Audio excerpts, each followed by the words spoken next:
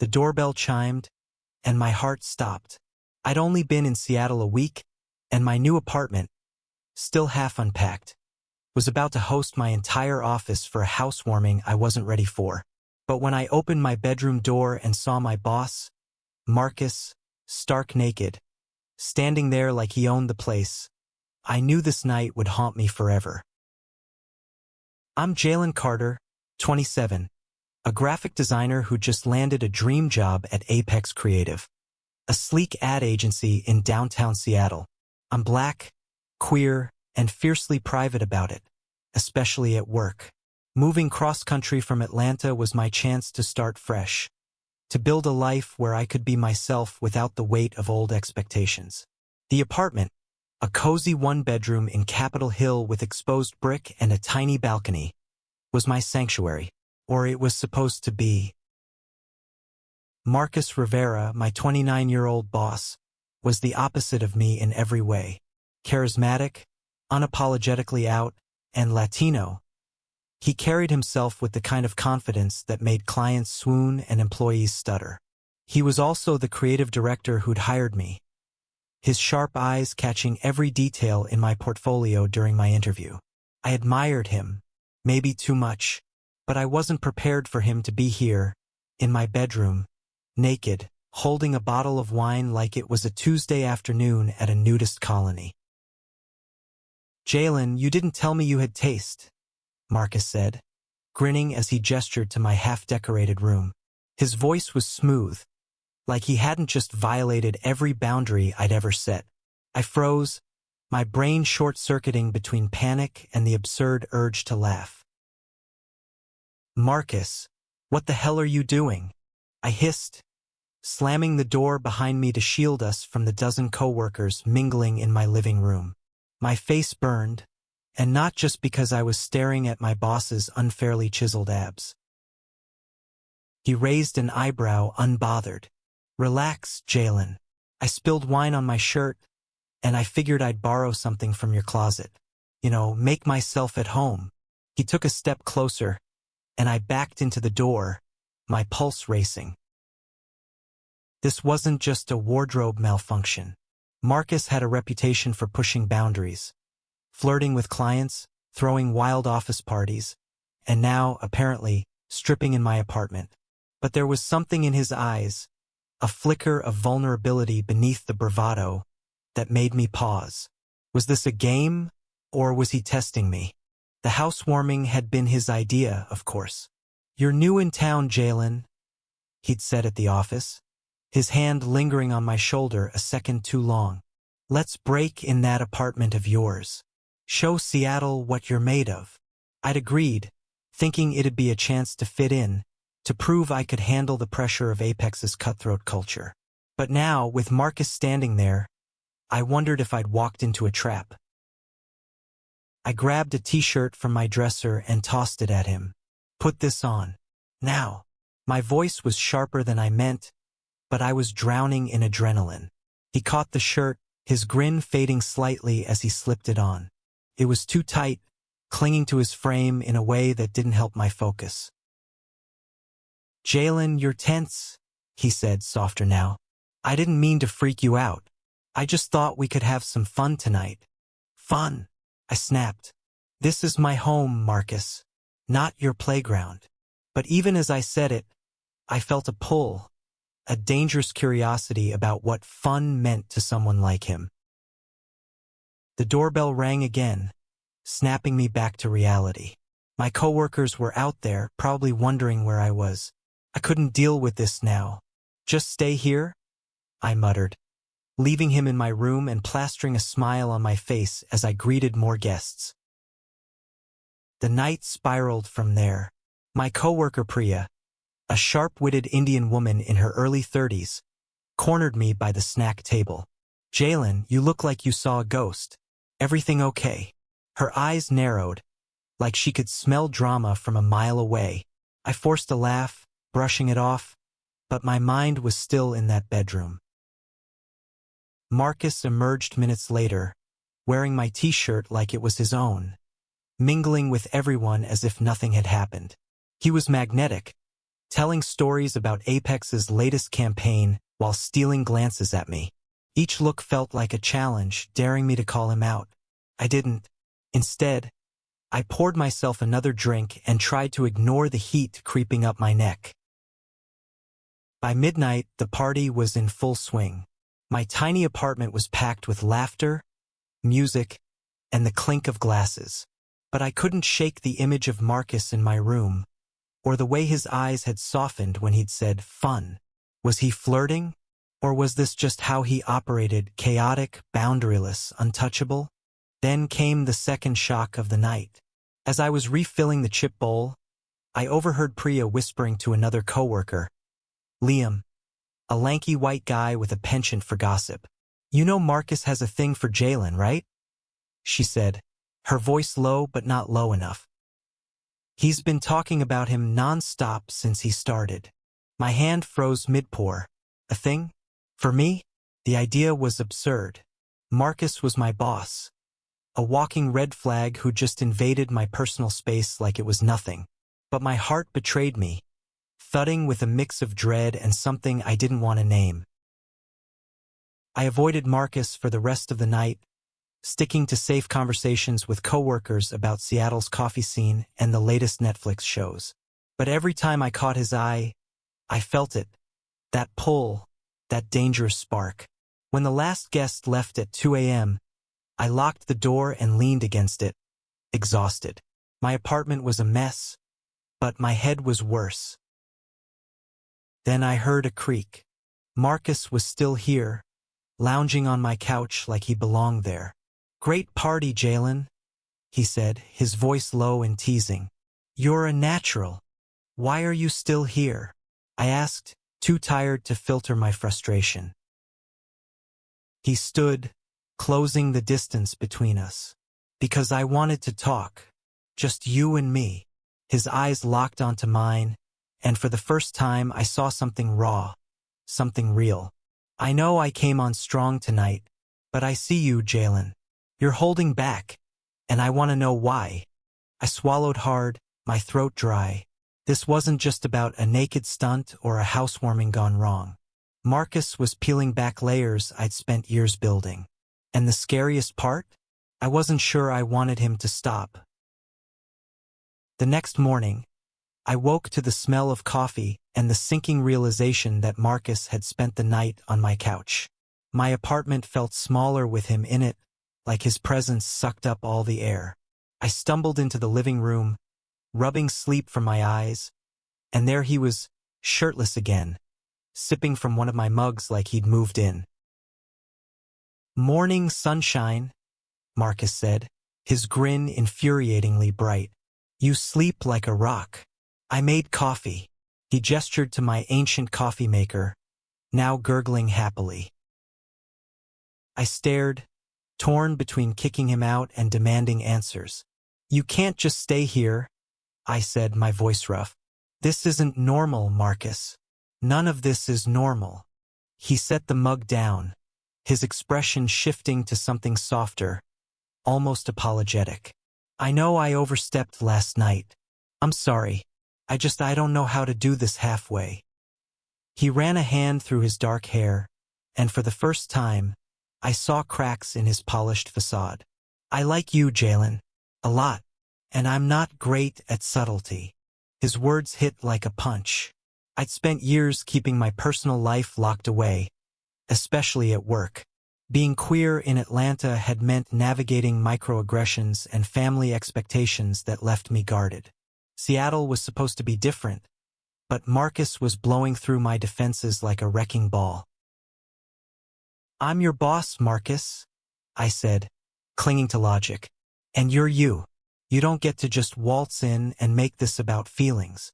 But even as I spoke, my resolve wavered. His honesty, raw and unfiltered, was disarming. He stepped closer, close enough that I could smell the coffee on his breath. "I'm not asking for a fling, Jalen. I'm asking for a chance to know you. The real you." His eyes searched mine, and I hated how much I wanted to believe him. I turned away, busying myself with cleaning up last night's mess. Empty wine glasses, crumpled napkins, anything to avoid his gaze. But Marcus didn't let up. He followed me to the kitchen, leaning against the counter. "You don't trust me," he said quietly. "I get it. I've got a reputation. But I'm not playing games here." "Then why the stunt last night?" I snapped, tossing a dish towel onto the counter. "Why show up in my room like that? You think that's how you get someone to open up?" He winced, and for a moment, I felt a pang of guilt. "I thought it'd be funny," he admitted. "Shock you out of that shell you're always hiding in." I miscalculated. Badly.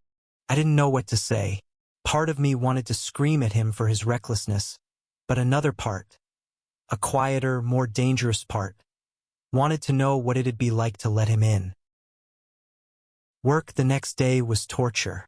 Apex's open-plan office, with its glass walls and constant buzz, felt like a fishbowl. Marcus was his usual self, charming clients over video calls and tossing ideas around like confetti. But every time he glanced my way, I felt exposed, like he could see the chaos he'd stirred in me. Priya noticed, of course. During lunch, she dragged me to a coffee shop across the street. "Spill," she said, stirring her latte. "You've been jumpy all day, and Marcus keeps looking at you like you're a puzzle he's dying to solve." I hesitated, then told her everything, minus the naked part. Her eyes widened, but she didn't laugh. "Jalen, be careful," she said. "Marcus is intense, and not just because he's your boss. He's got a history of diving in headfirst and leaving people to clean up the mess." Her warning stuck with me, but so did Marcus's words. By the end of the week, he'd backed off, giving me space at work. No more lingering looks or private chats. It should have been a relief, but instead, I felt empty. I missed the spark, the danger of him. Friday night, I found myself at a queer bar in Capitol Hill, hoping to clear my head. The place was alive with music and laughter, a safe haven where I could breathe. I was nursing a beer when I saw him, Marcus, leaning against the bar, talking to a guy who looked like he'd stepped out of a cologne ad. Jealousy hit me like a freight train, sharp and unexpected. I turned to leave, but Marcus spotted me. "Jalen," he called, weaving through the crowd. The other guy faded into the background as Marcus reached me, his eyes bright with something I couldn't read. "Didn't expect to see you here." "Yeah, well, I live here now," I said, trying to sound casual. "What's your excuse?" He laughed, but it was softer than usual. "I come here to be myself. Same as you." He paused, then added, "Can we talk? For real this time?" Against my better judgment, I nodded. We found a quiet corner, and for the first time, Marcus opened up. He told me about growing up in Miami, hiding his sexuality until college, and the pressure of being the perfect creative director. "I act like I've got it all together," he said, "but I'm a mess sometimes, especially when it comes to you." His vulnerability caught me off guard. I wanted to push back, to keep my walls up, but I couldn't. Instead, I told him about Atlanta, about the family I loved but couldn't be fully honest with, about the fear of being too much or not enough. By the time we left the bar, it was past midnight. We walked through Capitol Hill, the city alive around us. At my apartment, Marcus stopped at the door. "I'm not coming in," he said, his voice firm but gentle. "Not until you're ready. But I'm not going anywhere, Jalen. I mean that."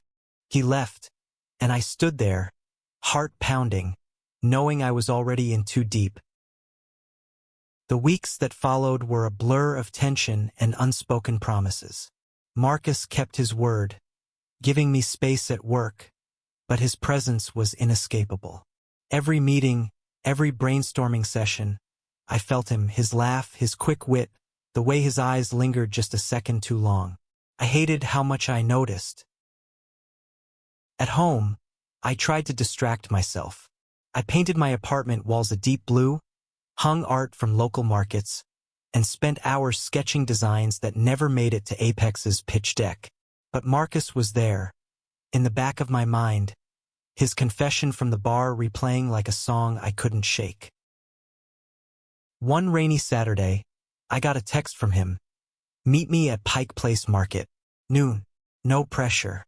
I stared at the message for 10 minutes, debating. Priya's warning echoed. He leaves people to clean up the mess.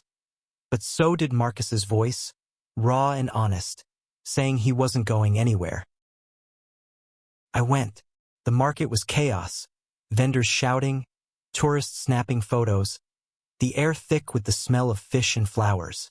Marcus was waiting by the famous fish-throwing stall, wearing a leather jacket and a smile that made my stomach flip. Thought you could use a break from unpacking, he said, handing me a coffee. Let's explore. We wandered through the stalls, sharing bites of fresh sourdough and laughing at the street performers. For the first time, I saw Marcus outside the office, outside his larger-than-life persona. He was just a guy. Funny, curious, a little nerdy about artisanal cheeses.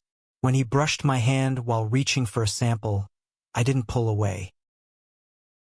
You're different here, I said as we sat on a bench overlooking Puget Sound. The rain had stopped, leaving the air fresh and the sky a soft gray. He tilted his head. Different how? Less performative, I said. Like you're not trying to impress anyone. He laughed, but there was a sadness in it. I'm always performing, Jalen. That's how I survive. But with you, I don't want to. He looked out at the water, his jaw tight. I've screwed up a lot of relationships by moving too fast. I don't want to do that with you. His words hung between us, heavy with meaning. I wanted to believe him, but trust was a muscle I hadn't used in years. I'm not good at this either, I admitted. Letting people in. It's messy. Then let's be messy together, he said, his voice low. He reached for my hand, and this time I let him hold it. His touch was warm, grounding, and for a moment, the world felt steady. But the world never stays steady. Back at Apex, rumors started swirling. Liam, the office gossip, had seen us at the bar, and by Monday, whispers about Jalen and Marcus were everywhere. Priya pulled me aside again, her face tight with concern. People are talking, she said. You need to be careful. If HR gets wind of this, it could tank your career. I knew she was right. Dating your boss wasn't just a bad idea, it was a career death sentence. But every time I saw Marcus, my resolve crumbled. He was careful at work, keeping things professional, but after hours he'd text me. Silly memes, links to music, invitations to grab coffee. Each message chipped away at my walls. One night, he showed up at my apartment with takeout from a taco truck. No naked surprises this time, he joked, holding up the bags. We ate on my balcony, the city lights sparkling below. He told me about his family, about his mom's Cuban cooking and his dad's obsession with salsa dancing. I told him about my sister in Atlanta, how she'd always been my biggest cheerleader, even when I couldn't come out to her. You'll tell her when you're ready, Marcus said, his voice soft. You're braver than you think, Jalen. I wanted to kiss him then, to close the distance between us. But fear held me back. Fear of losing control, of ruining everything I'd built. Instead, I leaned my head on his shoulder, and he didn't push for more. We sat there, the night wrapping around us, and for the first time I felt like I could breathe. But the rumors at work grew louder. One afternoon, I overheard Liam in the break room, joking about Marcus's new favorite. My stomach churned. I confronted Marcus after hours, my voice shaking. This is getting out of hand, I said. People are talking, and it's not just gossip. It's my job on the line. His face fell. I'll handle it, he said. I'll make sure HR knows there's nothing unprofessional going on. But his eyes told a different story, hurt, mixed with something like defiance. Unless you want there to be.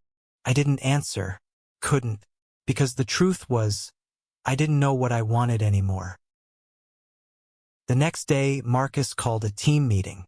He stood at the front of the conference room, his usual charisma dialed down. "I've heard the rumors," he said, his voice steady. "And I want to set things straight. Jalen and I are colleagues. Nothing more. Let's keep the focus on work, not gossip." His words were professional, but they cut. Colleagues. Nothing more. I knew it was for my protection, but it stung all the same. After the meeting, he avoided me, burying himself in client calls and late-night strategy sessions. I told myself it was for the best, but the distance felt like a wound. I threw myself into work, pitching bold designs for a new campaign. My ideas were good, great, even, and the team noticed, but every praise felt hollow without Marcus's usual enthusiasm. He was still there, still brilliant, but the spark between us had dimmed. One evening, I stayed late at the office, tweaking a logo. The building was quiet, the city lights glowing through the windows. Marcus appeared in the doorway, his tie loosened, his eyes tired. "You're working too hard," he said. "So are you?" I shot back, not looking up from my screen. He sighed, sitting on the edge of my desk. "I meant what I said in the meeting. I'm trying to protect you, but it's killing me, Jalen. Pretending I don't feel what I feel." I looked up, my heart racing. "Then why say it? Why act like I'm just another coworker?" "Because I don't want to screw this up for you," he said, his voice breaking. "You're talented, Jalen. You could run this place someday. I won't let my feelings jeopardize that." I stood, closing the distance between us. "What if I don't want you to protect me? What if I want this, us, mess and all?" For a moment, he just stared at me, his eyes searching mine. Then he kissed me, fierce and desperate, like he'd been holding back for weeks. I kissed him back, my hands gripping his shirt, the world falling away. It was reckless, dangerous, everything I'd been afraid of, and it felt right. We pulled apart, breathless. "This is a bad idea," I whispered, but I was smiling. "The worst," he agreed, his grin mirroring mine. "But I'm in if you are." We kept it secret, stealing moments after hours, coffee runs, late-night walks, quiet dinners at my place. Each moment felt like a rebellion, a middle finger to the rules that said we couldn't be together. But the secrecy took its toll. I was paranoid, jumping at every sideways glance from coworkers. Marcus was under pressure too, juggling a high-stakes campaign while dodging HR scrutiny. One night, we were at his place, a sleek loft in Belltown. We were curled up on his couch, watching some terrible sci-fi movie, when he got a call. His face darkened as he listened. "I'll handle it," he said, hanging up. "What's wrong?" I asked. He hesitated, then said, "HR. They're asking questions. Someone reported seeing us together at the market." My stomach dropped. "What do we do?" "We deny it," he said, but his voice lacked conviction. "Or we come clean. But that means one of us might have to leave Apex." The weight of his words settled over me. Leave Apex? I just begun to prove myself. But Marcus had built his career there, clawing his way to creative director. Asking him to give that up was unthinkable. "I can't let you do that," I said. "This job, it's everything to you. And you're not." He shot back, his eyes fierce. "Jalen, I've never felt like this before. I'd give it all up for you." I shook my head, tears stinging my eyes. "Don't say that. You don't mean it." "I do," he said, grabbing my hands. "But I won't make you choose. This is your call." I didn't sleep that night. The thought of losing Marcus or my job, or both, kept me awake, staring at the ceiling. By morning, I'd made a decision, one that broke my heart but felt necessary. I'd end it, protect us both. But when I got to work, everything changed. Marcus was in a meeting with HR, and by noon the news spread. He'd resigned. Effective immediately. I found Marcus outside the office, leaning against a streetlight, his face unreadable. "You quit," I demanded, my voice shaking. "Why didn't you tell me?" He looked at me, his eyes steady. "Because you'd have tried to stop me, and I couldn't let you sacrifice your future for me." "My future?" I snapped. "Marcus, this was your career. Apex was your life." "No," he said softly. "It was a job. A good one, but just a job. You're my life, Jalen. Or at least I want you to be." I stood there, stunned, the Seattle rain starting to fall around us. He'd given up everything, his title, his reputation, his security, for a chance with me. It was the kind of gesture I'd never thought possible. Not for someone like me, who'd spent years hiding who I was. "I don't know what to say," I admitted, my voice barely above a whisper. "Then don't say anything," he said, stepping closer. "Just be with me. We'll figure it out." I wanted to argue, to tell him he was reckless, that we were doomed. But instead, I kissed him, right there in the rain, not caring who saw. For the first time, I felt free to love, to risk, to be myself. The months that followed weren't easy. Marcus started freelancing, taking on clients with the same passion he'd brought to Apex. I stayed at the agency, navigating the gossip and proving my worth with every project. Priya became my confidant, cheering me on as I balanced work and my new relationship. Marcus and I moved slowly, learning each other's rhythms. We fought about money, about my long hours, about his stubborn optimism. But we also laughed, cooked together, and dreamed about a future where we didn't have to hide. I even called my sister, coming out to her in a tearful, hour-long conversation. She didn't understand everything, but she listened, and that was enough. One evening, we stood on my balcony, the city glowing below. Marcus wrapped his arms around me, his chin resting on my shoulder. "Worth it?" he asked, his voice teasing but soft. I thought about that night, the housewarming, the shock of seeing him in my room, the chaos and fear and thrill of it all. It had led us here to this moment where love felt bigger than the risks. "Worth it?" I said, turning to kiss him. The memory of that night still haunts me, not because of the shock, but because it was the start of something I never dared to dream of. Marcus taught me to take chances, to love without fear, to build a life that's messy and real. And every day I'm grateful for it.